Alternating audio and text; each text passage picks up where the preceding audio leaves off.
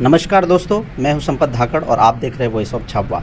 आज हमारे बीच कठीवाड़ा के समाज सेवी और कांग्रेस के ब्लॉक अध्यक्ष पार सिंह जी बारिया उपस्थित है। उनसे आज हम विभिन्न मुद्दों पर चर्चा करेंगे। पार सिंह भाई, आपका हमारे चैनल वॉइस ऑफ छाबवा में स्वागत है। बहुत बहुत धन्यवाद। आप जैसा हम जानना चाह रहे हैं कि जनता के बीच में लगातार आप जा रहे हो, आपको कैसा समर्थन मिल रहा है? इस बार तो हमारे को भरपूर सहयोग दे रहे हैं लोग और परिवर्तन भी चाह रहे हैं लोग। कांग्रेस पार्टी के लिए प्रति बहुत लोग चाह रहे हैं कांग्रेस पार्टी को। जैसा कि जो बीजेपी है वो लाडली बहना योजना चला रही है, उनमें कहीं ना कहीं महिलाओं को फ़ायदा भी मिल रहा है। इस पर आपका क्या कहना है? आपकी सरकार आती है तो क्या योजना रहेगी? देखो, लाडली बहने के बारे में जो ये शिवराज सिंह चौहान ने लाडली बहने योजना अभी 3 महीने पहले चालू करी। मैं ये कह रहा हूँ कि जब कोरोना का तो बीजेपी वाले एक भी घर से बाहर नहीं निकले और हम हमारे तरफ से पूरे गांव-गांव जाके हमने अनाज बांटा, तेल बांटा, मिर्ची मसाला सारी सब चीज़ें बांटी। उस वक्त इन्होंने कोई ध्यान नहीं दिया और लाखों करोड़ों लोग शांत हो गए। उनके ऊपर ना तो अस्पताल में बेड मिला, ना तो ऑक्सीजन मिला, कुछ नहीं मिला। तब उनको लाडली बहना को और भाइयों का याद नहीं आया। अभी चुनाव आने के बाद अभी ये लाडली बहना चालू करी है, तो मैं ये समझता हूँ कि ये हमें लॉलीपॉप दे रहे हैं चुनाव के बारे में और इनसे कुछ होने वाला है। और जो महिला भी, अब हमारे कमलनाथ ने भी हमारे को नारी सम्मान योजना के बारे में एक घोषणा पत्र में दिया है, तो उसके बारे में हम बहुत सारे फॉर्म भी भर दिए हैं और महिलाओं का भी बहुत सहयोग रहा हमारे पास। जैसा आपने बोला कि स्वास्थ्य सुविधाएं की बात की है, तो कहीं ना कहीं अपन कठीवाड़ा क्षेत्र की बात करते हैं। यहाँ पे जो इमरजेंसी केस जो होते हैं, गुजरात की ओर रुख करना पड़ता है। अगर आपका विधायक और सरकार बनती है तो आप स्वास्थ्य सुविधाओं के लिए क्या करोगे? देखो, डॉक्टर है ना, 1 या 2 डॉक्टर है, ऐसे यहाँ अपने 7 डॉक्टर की ज़रूरत है और 1 महिला डॉक्टर की होना चाहिए। तो 1 महिला डॉक्टर नहीं, इन्होंने अभी आज बीजेपी सरकार ने हर अस्पताल में देखो तुम, कोई जगह डॉक्टर नहीं है और डॉक्टर की भर्ती नहीं करती है। अगर डॉक्टर की भर्ती करती है तो उसमें घोटाला हो जाता है और सही ढंग से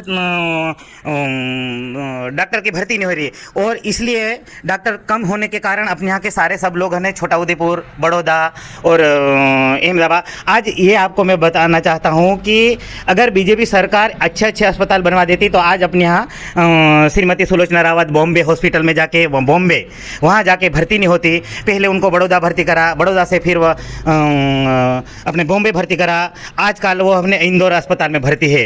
तो ये बीजेपी की सरकार है, यहाँ तो कुछ होने वाला नहीं है। जब हमारी कमलनाथ की सरकार आएगी तो हम ज़्यादा से ज़्यादा डॉक्टर की भर्ती करवाएंगे। और नर्स में भी है ना, नर्स में भी घोटाला कर दिया इन लोगों ने, तो नर्स में भी ढंग से भर्ती नहीं हो रही। अभी स्टाफ नर्स की 3-4 साल हो गए, उन्होंने कोर्स कर रखा है, आज तक उनको नियुक्ति परीक्षा ही नहीं हो रही, तो नियुक्ति कहाँ से होगी? इन्होंने परीक्षा ही नहीं अभी तक करवाई। अभी सारे सब अभी बीच में इन्होंने वो अपने क्या कहना चाहिए, ये अपने वो इन्होंने विकास यात्रा निकाली, तो वह इंदौर में नर्स 3-4 साल हो गए, तो उन्होंने उनसे सवाल जवाब करा तो उनको डंडे पड़े। इंदौर की बात बता रहा हूँ, आप अभी 1-1.5 महीने पहले की बात है ये। जैसा बोल रहे हैं, जैसे स्वास्थ्य सुविधा, साथ ही अभी जो मुद्दा चल रहा है कठीवाड़ा का, शिक्षा विभाग को लेके 20 करोड़ घोटाले की बात सामने आ रही है, इस पे आप लोगों का क्या स्टैंड है? देखो, इस शिक्षा विभाग में इतना 23 करोड़ का घोटाला है और मैं ये तो सारा सब है बीजेपी के नेताओं के संरक्षण में ये सारा सब घोटाला हुआ है। अभी एक बात आपको नहीं पता होगा पर मेरे को पता है, जब अपने प्रॉपर कठीवाड़ा की हाई सेकेंडरी स्कूल में 40 लाख रुपए आवंटन आया स्कूल बनाने के लिए।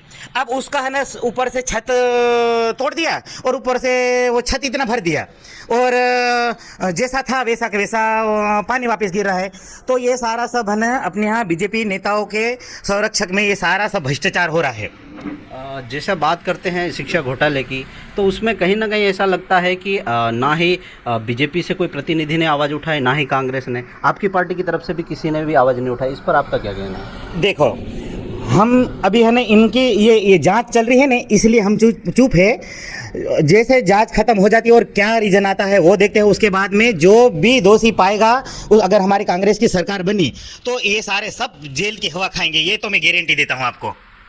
जैसा बीजेपी दावा कर रही है यहाँ पे कि 20 से 25 हज़ार वोट से जीतने का दावा, आपको क्या लगता है? किस मुंह से बोल रहे हैं? मेरे को तो ये समझ नहीं आ रही कि यहाँ तो विकास तो हुआ नहीं है, कोई काम तो हुआ नहीं है। अभी उपचुनाव में क्या हुआ था, ये बताऊं मैं, जब उपचुनाव के पहले क्या करा था, बड़ा खेड़ा में खंबे डाल दिए और सैडा में खंबे डाल दिए, वहाँ गोलामा में खंबे डाल दिए, आज तक उन्होंने तार तो लगा ही नहीं। अभी एक दिन विशाल रावत बोल रहा था, जो बीजेपी से उम्मीदवार है, वो बोल रहा था हमने 18 करोड़ रुपये का काम हमने करवाया के, तो कौन से विकास खंड में काम कराए हुए थे वो समझ नहीं पड़ रही। ये शायद इसने ना पुराने खंबे सारे सब गिन के और पुरानी डिपियां गिन के इसने बताया, ऐसा लगता मेरे को। कहीं ना कहीं अभी जैसे बीजेपी प्रत्याशी की बात कर रहे हैं, लेकिन अभी जो निर्दलीय प्रत्याशी के रूप में माधो सिंह डावर ने भी आज हजारों कार्यकर्ताओं के साथ नामांकन डाला। क्या लगता है कि इससे कांग्रेस को नुकसान होगा?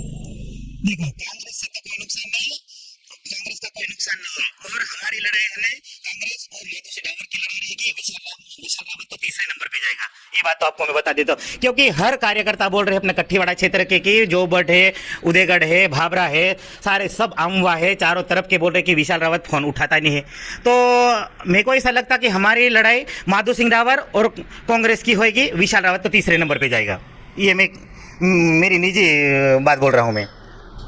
तो ये थे कट्ठीवाड़ा के समाजसेवी और ब्लॉक कांग्रेस अध्यक्ष पारसिंह बारिया, जिनसे हमने विभिन्न मुद्दों पर चर्चा की। ऐसे ही हमारी खबरों को देखने के लिए हमारे चैनल वॉइस ऑफ झाबुआ को सब्सक्राइब करें।